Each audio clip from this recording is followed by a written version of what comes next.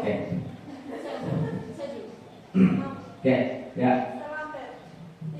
Assalamualaikum warahmatullahi wabarakatuh. Waalaikumsalam warahmatullahi wabarakatuh. Puji syukur kehadirat Allah Subhanahu wa taala yang sudah hari ini melimpahkan rahmat, berkah dan hidayahnya sehingga kita bisa berkumpul bersama-sama. Oke. Benar perkenalan ya? Atau belum kenal? Oke, ya. Saya Yudha Prasetya, CGP Angkatan 11 Kabupaten Kudus. Yang hari ini kita akan coba berdiskusi tentang apa itu budaya positif. Mungkin ada yang sudah tahu, Bu Ririn, apa itu budaya positif? Budaya positif ya seperti pembiasaan hal-hal baik yang sudah dilakukan di sekolah, seperti ada doa bersama asal-usulnya, itu masuk budaya positif. Oke, siap. Nah, ya, tujuan pembelajaran ini adalah yang pertama, latar belakang. Sekolah adalah institusi pembangun karakter yang dapat dilakukan dengan habituasi berkelanjutan di mana akan membentuk budaya positif yang berkarakter kuat. Dan tujuannya habituasi atau pembiasaan budaya positif untuk membangun karakter yang baik berkembang di dalam jiwa setiap siswa untuk mewujudkan terlahirnya profil pelajar Pancasila. Dan tolak ukurnya adalah karakter murid akan menjadi lebih baik dibuktikan dengan indikator jarang atau tidak ada yang melakukan suatu pelanggaran yang telah disepakati atau yang menjadi keyakinan kelas. Nah, budaya positif yang pertama, disiplin positif dan nilai-nilai kebajikan universal. Yang kedua, teori motivasi, hukuman dan penghargaan restitusi. Yang ketiga, keyakinan kelas. Yang keempat, kebutuhan dasar manusia dan dunia berkualitas. Yang kelima, restitusi. 5 posisi kontrol. Yang keenam, restitusi, segitiga restitusi. Nah, budaya positif tadi, disiplin positif, nilai-nilai kebajikan universal. Dalam rangka menciptakannya, kita membuat lingkungan positif. Apakah di sekolah kita telah efektif, apa masih perlu ditinjau kembali. Tujuan dari disiplin positif adalah menanamkan motivasi pada murid-murid kita dalam jangka panjang, motivasi yang tidak akan terpengaruh pada adanya hukuman atau hadiah, di mana ada kemerdekaan, disitulah harus ada disiplin. Tata tertib, teratur, kepatuhan pada peraturan. Juga sering dihubungkan dengan hukuman. Tadi yang terkait hukuman ya, kita lanjut ke disiplin atau ketidaknyamanan. Ki Hajar Dewantara menyatakan bahwa di mana ada kemerdekaan, disitulah harus ada disiplin yang kuat. Sungguh pun disiplin itu bersifat self disiplin, yaitu kita sendiri yang mewajibkan kita dengan sekeras-kerasnya. Tetapi itu sama saja, sebab jika kalau kita tidak cakap melakukan self disiplin, wajiblah penguasa lain mendisiplinkan diri kita. Nah, untuk stimulus respon pada pendekatan teori kontrolnya, kita merujuk dari kutipan Stephen R. Covey. Ini bisa dibaca. Oke, yang selanjutnya. Nah, stimulus respon pada pendekatan teori kontrol ada beberapa aspek dan indikator. Yang pertama, identitas gagal, yaitu termasuk hukuman. Yang kedua, identitas sukses, itu dalam aspeknya disiplin, ada konsekuensi dan restitusi. Ini coba Bapak Ibu bisa dilihat, ada negatifnya, ada netralnya, ada positifnya. Di situ ada stimulus respon, teori kontrolnya. Nah, masih ke teori Stephen R. Covey, stimulus respon kepada pendekatan teori kontrol. Ada stimulus respon tentang dunia, teori kontrol tentang dunia. Bisa dibaca nggih Bapak Ibu? Yang selanjutnya, nilai-nilai kebajikan universal. Profil pelajar Pancasila beriman, bertakwa pada Tuhan Yang Maha Esa dan berakhlak mulia, berkebinekaan global, bergotong royong, mandiri, bernalar kritis dan kreatif. Nilai-nilai kebajikan universal. BO Primary Youth Program atau disingkat PYP. Sikap murid, toleransi, rasa hormat, integritas, mandiri, menghargai, antusias, empati, keingintahuan, kreativitas, kerjasama, percaya diri, dan komitmen. Nah, sikap-sikap inilah yang nanti kita akan terapkan di siswa-siswa kita. Nilai-nilai kebajikan yang ada adalah 9 pilar karakter Indonesia, yaitu cinta Tuhan dan segenap ciptaannya, kemandirian dan tanggung jawab, kejujuran amanah, diplomatis, hormat dan santun, dermawan, suka menolong dan gotong royong, percaya diri, kreatif, bekerja keras, kepemimpinan dan keadilan, baik dan rendah hati, toleransi, kedamaian dan kesatuan. Ini petunjuk seumur hidupnya ya, untuk anak-anak, untuk kita dapat dipercaya, lurus hati, pendengar yang aktif, tidak merendahkan orang lain, memberikan yang terbaik dari diri. The 7 essential virtues: empati, suara hati, kontrol diri, rasa hormat, kebaikan, toleransi, dan keadilan. Nah, budaya positif ini adalah teori motivasi, hukuman, dan penghargaan restitusi. Ini dosen dalam bukunya Restoring School Discipline menyatakan 3 motivasi perilaku manusia. Yang pertama, untuk menghindari ketidaknyamanan atau hukuman. Yang kedua, untuk mendapatkan imbalan atau penghargaan dari orang lain. Yang ketiga, untuk menjadi orang yang mereka inginkan dan menghargai diri sendiri dengan nilai-nilai yang mereka percaya.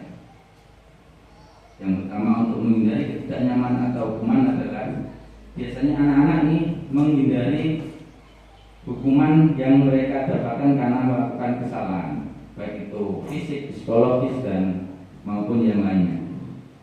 Nah, atau anak-anak bisa untuk mendapatkan imbalan atau penghargaan dari orang lain, misal bisa mengerjakan tugas atau bisa mengikuti instruksi dari guru, perintah dari guru. Dan yang ketiga, untuk menjadi orang yang mereka inginkan dan menghargai diri sendiri dengan nilai-nilai yang mereka percaya. Nah, untuk konsep yang ketiga ini, anak-anak ini sudah tahu mereka melakukan kesalahan apa, berarti mereka harus menebusnya dengan apa. Hukuman, konsekuensi, dan restitusi. Ini tadi ada identitas gagal, hukuman, ada identitas sukses, disiplin, konsekuensi, dan restitusi. Jadi ini ada hukuman yang memang seharusnya tidak dilakukan, tapi ada identitas sukses yang disiplin, ada konsekuensi dan restitusinya. Restitusinya adalah bagaimana anak ini bisa menyadari kesalahannya dan memperbaiki kesalahannya. Dari beberapa materi tadi sebelum Bapak Ibu guru, apa mungkin ada yang kurang dimengerti atau mungkin ada, oh ternyata seperti ini anak-anak kita. Monggo, Bunur atau bisa tentang hukuman, tentang restitusi anak. Hukuman itu perlu nggak untuk anak? Nggak perlu. Hukuman perlu nggak untuk anak? Nggak perlu. Hukuman itu perlu, Pak. Perlu. Contohnya fisik atau mungkin dari verbal atau seperti apa? Hukuman yang saya maksud di sini adalah untuk merubah perilaku salah anak supaya menjadi baik, sebagai pengingat jika perilaku anak itu selalu ada konsekuensinya. Jika memang kurang benar, maka guru harus meluruskan. Jika anak berbuat baik, dikasih pujian atau reward. Jika anak berbuat salah, dikasih hukuman. Hukuman itu sifatnya adalah menghibur. Ya, hukuman ya. Hukuman itu secara tiba-tiba, konsekuensi terencana, dan restitusi adalah proses. Seperti yang tadi dikatakan Bu Puput, dalam arti hukuman itu mencoba anak ini kalau berbuat salah, dia menyadari kesalahannya dan memperbaiki kesalahannya. Kalau dia memang sudah menjalankan tugasnya, kita beri sebuah penghargaan atau sebuah reward. 9 ciri-ciri restitusi. Yang pertama, bukan untuk menebus kesalahan, namun untuk belajar dari kesalahan. Yang kedua, memperbaiki hubungan. Yang ketiga, tawaran bukan paksaan. Yang keempat, menuntun untuk melihat dalam diri. Yang kelima, mencari kebutuhan dasar. Yang keenam, cara yang paling baik. Yang ketujuh, fokus pada karakter bukan tindakan. Yang kedelapan, fokus pada solusi. Yang kesembilan, mengembalikan murid yang berbuat salah pada kelompoknya. untuk yang tadi disampaikan Bu, dihukum oleh penghargaan. Saat kita berulang kali menjadikan hadiah kepada anak dan berlaku bertanggung jawab, atau kepada seorang murid agar mempelajari sesuatu yang baru, atau kepada seorang karyawan agar melakukan pekerjaan yang berkualitas. Kita sedang berasumsi bahwa mereka tidak dapat melakukannya atau mereka tidak akan memilih untuk melakukannya. Tapi ada juga nilai negatifnya dari memberi penghargaan. Kenapa? Ini penghargaan efektif jika menginginkan seorang melakukan sesuatu yang kita inginkan dalam jangka pendek. Jadi misal suatu ketika anak kita melakukan sesuatu yang kita inginkan, tidak ada penghargaan, otomatis anak akan malah rendah diri, malah akan tidak bisa menyadari kesalahannya lagi di suatu saatnya. Nah, ini ada sebuah soal atau sebuah kasus. Coba kita jawab bareng-bareng. Eno datang terlambat ke sekolah sekitar 20 menit. Pak Hasan marah sekali karena Eno sudah seringkali terlambat. Tanpa berpikir panjang, Pak Hasan langsung memarahi Eno dan menyuruh berlari keliling lapangan basket sebanyak 10 kali. Tindakan Pak Hasan di sini adalah sebuah penerapan apa? Hukuman. Oke. Yang kedua, Siti mencoret-coret di buku ini. Ibu guru meminta Siti segera membersihkan coretan di buku ini. Tindakan ibu guru tersebut adalah penerapan konsekuensi. Kita coba lihat. Oke, konsekuensi. Nah, kita ke keyakinan kelas. Mengapa keyakinan kelas? Mengapa tidak peraturan kelas saja?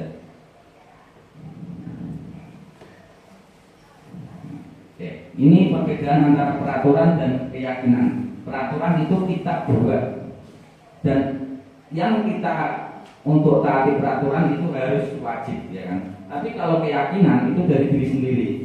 Dia yang membuat keyakinan, dia membuat aturan, dia yang menjalankannya sendiri.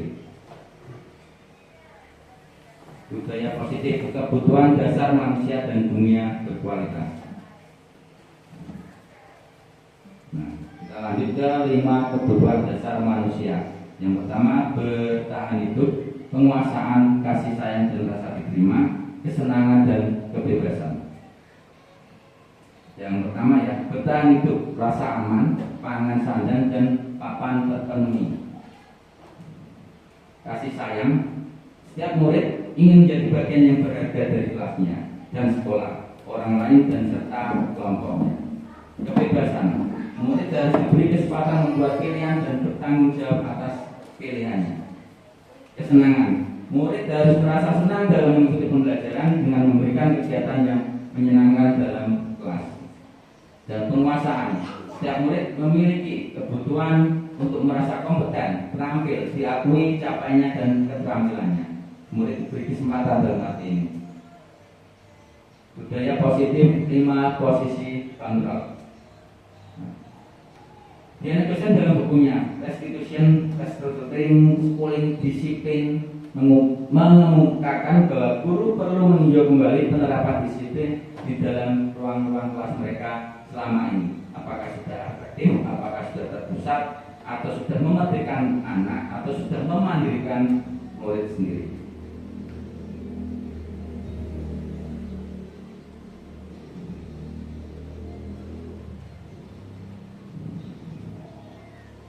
Yang selanjutnya, teori kontrol. Ilusi guru mengontrol murid. Pada dasarnya kita tidak dapat memaksa murid untuk berbuat sesuatu jikalau murid tersebut memilih untuk tidak melakukannya. Jadi tidak ada paksaan, tidak ada aturan untuk murid harus kita ikut mau kita.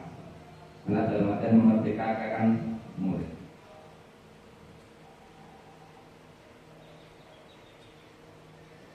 Lima posisi kontrol lagi, kita membuat penghukum, pembuat rasa bersalah, teman, pemantau, dan manajer. Penghukum, seorang penghukum bisa menggunakan hukuman fisik maupun verbal. Orang-orang yang menjalankan posisi penghukum senantiasa mengatakan bahwa sekolah memerlukan sistem atau alat atau aturan untuk menekan murid-murid lebih disiplin. Hasilnya, kemungkinan murid akan marah dan mendendam pada kita selaku guru, selaku pendidiknya. Jadi kita tidak mau diingat anak murid atau kita yang galak atau seperti apa, untuk tiap posisi penghukum kita lebih condong kita kurangi atau kita hilangkan seharusnya. Pembuat merasa bersalah. Pada posisi ini biasanya guru akan bersuara lebih lembut. Pembuat rasa bersalah akan menggunakan keheningan yang membuat orang lain merasa tidak nyaman bersalah. Dan hasilnya murid akan merasa bersalah telah mengecewakan bapak gurunya mereka.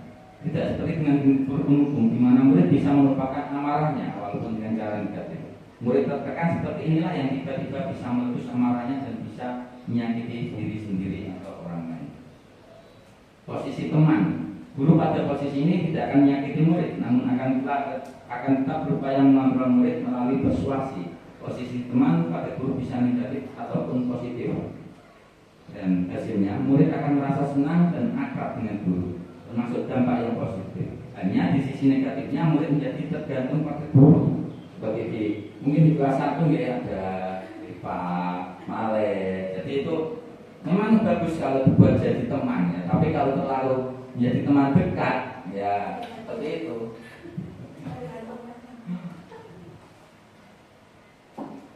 Oke, untuk yang memantau kita hanya melihat anak-anak ini bagaimana mereka kelebihannya emosi mereka atau marah mereka. Dan manajer, posisi manajer ini posisi di mana guru berbuat sesuatu bersama dengan murid, mempersilahkan murid mempertanggungjawabkan perilakunya, mendukung murid agar dapat menemukan solusi atas permasalahannya sendiri. Di sini penekanan bukan pada kemampuan membuat konsekuensi, namun dapat berkolaborasi dengan murid bagaimana memperbaiki kesalahan yang ada. Dengan ada suara tulus, mungkin buput itu biasanya itu saya contohkan kelas 1 ya, karena memang kompleksnya itu mulai dewasa itu di kelas 1. Kelas 1 bu tidak kaku mendekat ke murid. Fokusnya pada murid, bukan untuk membagikan guru atau orang tua. Jadi orang tua mau ngomong apa, kita yang melakukan di sekolahan, kita yang lebih dekat anak, jadi kita lebih tahu konsepnya anak ini harus dibawa kemana. Ini ada video tentang kasus murid yang terlambat dengan kelima posisi kontrol. Salam bahagia Ibu dan Bapak guru hebat. Dalam penerapan disiplin positif restitusi, salah satu program yang dikembangkan adalah 5 posisi kontrol. 5 posisi kontrol dalam restitusi adalah proses perjalanan seorang pendidik agar dapat mengenali dirinya. Pada video kali ini, kita akan membahas tentang 5 posisi kontrol yang dikembangkan oleh Diane Dawson dan contoh penerapannya.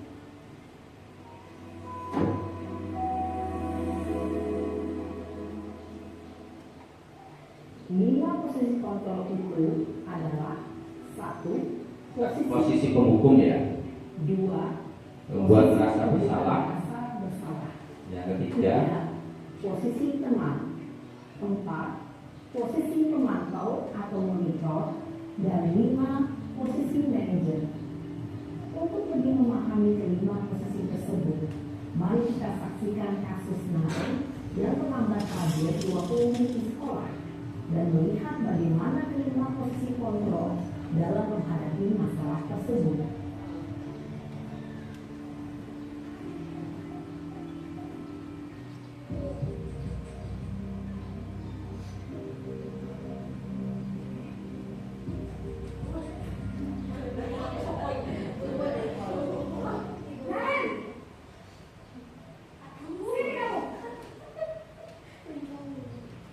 Selamat pagi, Bu.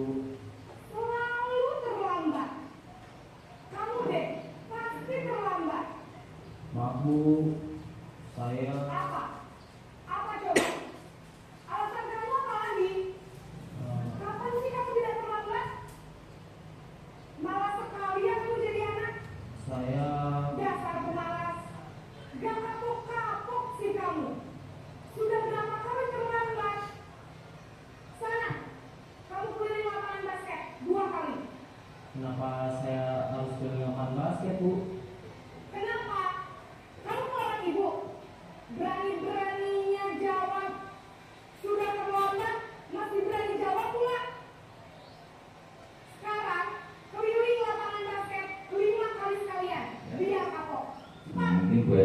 itu. Posisi pemukul biasanya berbicara dengan nada tinggi, menghardik, menunjuk-nunjuk, menyakiti, dan menyindir. Hukuman bisa berupa fisik maupun psikis. Ibu dan bapak guru hebat. Dampak yang terjadi pada murid ketika guru berada pada posisi pemukul adalah murid cenderung akan memberontak, bahkan menyimpan dendam. Teori yang kedua ya, posisi kontrol yang kedua.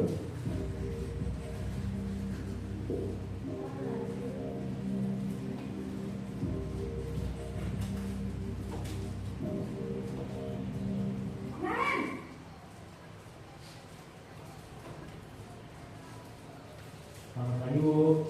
Naren, kamu kenapa terlambat lagi, nak? Ya Tuhan, Naren, kamu senang ya bikin ibu susah ya? Kalau kamu terlambat lagi, nanti ibu yang ditegur bapak kepala sekolah, nak. Disangka ibu tidak bisa membina kamu. Duh, gimana ini? Maaf, Bu. Duh, Gusti Naren, kamu suka ya kalau ibu tegur bapak kepala sekolah? Terus, sekarang ibu harus tulis apa ini buku absen? Ini kamu sudah sering terlambat loh. Ibu harus apa coba? Maaf, Bu. Maaf sekali. Ya sudah, lain kali jangan bikin ibu susah lagi ya nak ya. Ibu tidak akan kuat lagi kalau kamu begini terus. Bisa jantungan kalau ibu tegur bapak kepala sekolah. Sana cepat kelas. Maaf ya, Bu. Maaf sekali. Posisi pembuat rasa bersalah berbicara dengan nada tenang, cenderung lembut. Namun kata-kata yang diutarakan membuat murid merasa menjadi orang yang gagal, memandang buruk dirinya sendiri, merasa tidak berharga, dan tidak sanggup membahagiakan orang lain. Ketika guru mengambil posisi pembuat rasa bersalah, murid akan menganggap dirinya yang bersalah dan ia akan menyimpan emosi negatif tersebut di dalam dirinya. Teori yang ketiga, posisi pemaaf.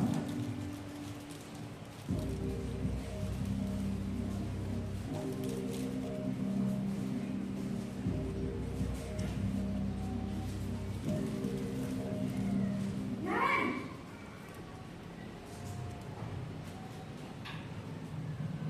Selamat pagi, Bu. wah, sudah jam berapa ini nak? Terlambat lagi ya sayang. Iya, Bu. Habis ibu saya lupa membawakan saya, Bu. Kamu malah menyalahkan ibu kamu. Kamu bukannya anak yang paling kencang. Kok terlambat sih? Iya, Bu. Saya memang terlambat bangun tadi. Jadi biarpun saya lari kencang, tetap nggak ketinjar, Bu. Ya sudah sana. Nanti lain kali larinya lebih kencang lagi ya. Biar gak terlambat lagi. Bikin seneng ibu. Demi ibu. Bisa kan? Bisa lah, Bu. Ya sudah sana masuk kelas. Ibu beresin urusan absen kamu. Kamu ini ada rasa. Ini terlambat ya? Ngaret ini. Dalam posisi teman, guru berbicara dengan nada suara ramah, aktif, cenderung bersenda gurau untuk menjaga suasana tetap santai. Murid akan merasa senang, aman, dan akrab dengan guru. Identitas yang tercipta adalah identitas sukses atau berhasil. Namun, perlu diingat, karena ini masih dorongan eksternal, maka ada faktor ketergantungan dari murid kepada orang tertentu. Di sini, guru absennya, sehingga di lain waktu, murid bisa berperilaku baik, namun hanya kepada orang-orang tertentu saja.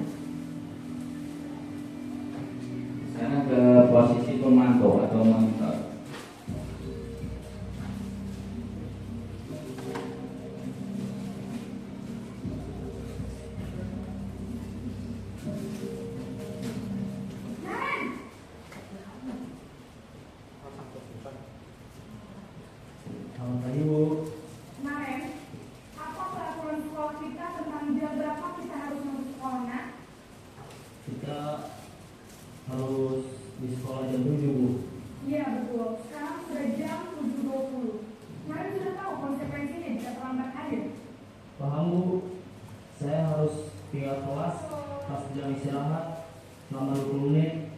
Ya benar, konsekuensinya demikian. Jadi nanti jam 9.30 pas istirahat, kamu harus tinggal di kelas kerjakan tugas tambahan untuk ketertinggalan kamu, ya? Baik Bu. Posisi pemantau mengandalkan penghitungan atau data untuk mengontrol murid. Guru mengarahkan murid berdasarkan peraturan dan konsekuensi. Seorang pemantau menunjukkan bahasa tubuh dan ekspresi wajah yang datar dan cenderung formal.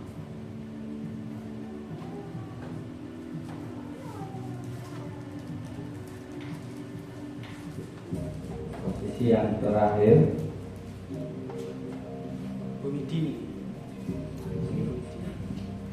kalau di sini nih biasanya lengkap bubut ya, posisi manajer.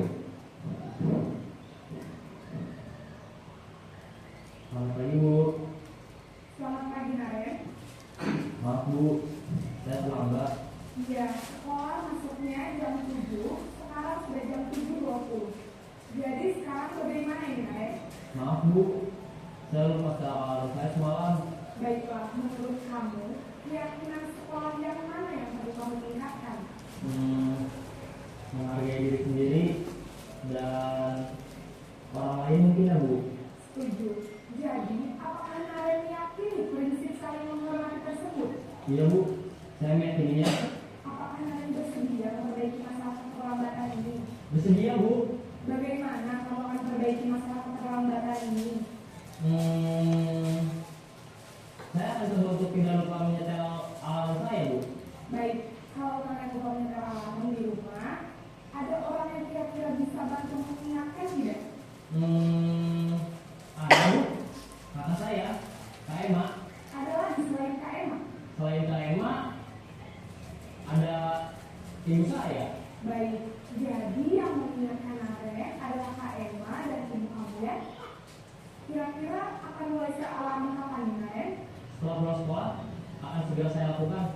Baik, jadi Naren akan setel alarm untuk bangun besok pagi dan akan diingatkan oleh kakak dan ibunda Naren ya. Ada lagi yang mungkin perlu dilakukan Naren agar tidak terlambat bangun lagi. Tidak ada Bu. Baik Naren, terima kasih untuk kerjasama kamu. Sekarang kamu perlu kembali ke kelas untuk belajar. Baik Bu, terima kasih. Posisi manajer adalah posisi kontrol yang disarankan untuk membimbing murid memiliki sikap disiplin yang positif, yaitu murid yang mandiri, bertanggung jawab, dan dapat memecahkan masalah. Tujuan dari posisi ini adalah agar murid dapat berefleksi atas tindakannya. Guru akan dengan tulus memberikan pertanyaan-pertanyaan bermakna, sehingga membuat murid dapat belajar dari kesalahannya dan mencari sebuah solusi untuk menyelesaikannya. Ibu dan bapak guru hebat, setelah mengamati adegan kelima posisi kontrol tadi, kira-kira posisi mana yang paling ideal? Posisi mana yang dapat menunjang motivasi intrinsik murid? Ya, tentu posisi manajer. Posisi ini memang posisi ideal yang ingin dituju setiap pendidik. Pada posisi inilah, guru dapat menerapkan disiplin positif dan berpihak pada murid, yang memerdekakan murid. Perjalanan seorang pendidik tentunya tidak mudah untuk sampai pada posisi seorang manajer. Namun, tujuan kita pasti, yaitu menciptakan murid-murid yang mandiri, merdeka, dan bertanggung jawab.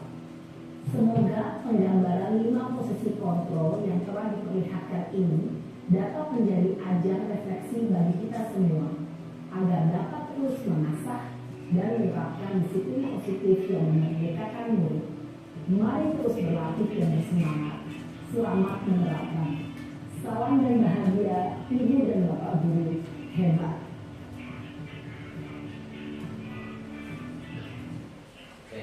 Kira-kira untuk posisi manajer bisa nggak diterapkan kita? Bisa nggak? Untuk anak SD loh. Perlu latihan. Kira-kira untuk kelas bawah bisa? Oh, harus berlatih ya. SMA kan udah tahu ya. Ah, ya. Kelas SD itu sulit masih gurunya. Ya, masih semuanya guru ya. Iya, kemungkinan kalau seleksi itu masih banyak posisi teman maupun posisi yang memantau. Mantap. Tapi Kalau rumah balik memang manajer. Hukum gimana juga ya? kalau hukum guru olahraganya. Oke. Yang paling sabar berarti manajer itu bisa di kelas 1 ya. Mungkin itu. Nah, Tapi memang kalau SMA gampang itu Iya. Pak. Iya. Tapi kalau untuk SD sebenarnya gurunya ya harus latihan dulu. harus latihan. Guru juga harus ikut latihan. Ya harus latihan itu menguasai teori itu. Oke. gawe kulit Jadi segitiga restitusi adalah suatu proses dialog yang dijalankan oleh guru atau orang tua agar dapat menghasilkan murid yang mandiri dan bertanggung jawab. Ini untuk segitiga restitusinya. Kamu tentu punya alasan, adakah cara yang lebih efektif? Setiap orang pasti melakukan kesalahan. Kamu bukan satu-satunya yang melakukan. Kamu ingin menjadi apa? Dan keyakinan kelas apa yang kita telah sepakati. Jadi sebelum kita melakukan segitiga restitusi, kita sudah buat keyakinan kelas. Misal kita membuat kesalahan, apa yang harus dilakukan? Dan anak sendiri yang menentukan, bukan dari guru. Itu yang kita bisa jalankan dan kita latih dari sekarang. Nah, kita juga menstabilkan identitas, meyakinkan si anak dengan cara mengatakan kalimat-kalimat yang lebih membanggakan dirinya sendiri atau dia lebih bisa dihargai. Dan validasi tindakan yang salah ini lebih cenderung anak ini agar tahu konsekuensinya, apa benar dia melakukan kesalahan dan bagaimana cara dia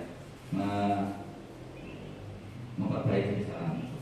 Dan ini yang paling penting, menanyakan keyakinan, karena kalau anak sudah membuat keyakinan kelas, membuat keyakinan kelompok atau diri sendiri, dia harus punya konsekuensi untuk melaksanakannya. Ini contoh itu penerapan PSD kita ya.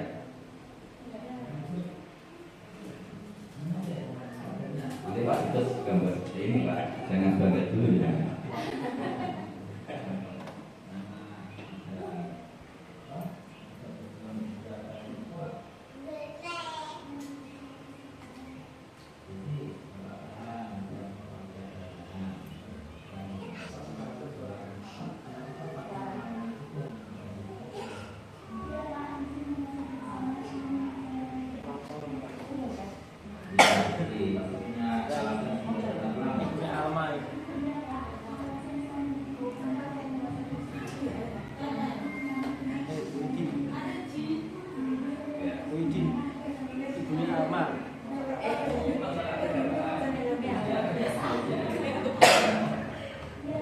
Berulang-ulang ya.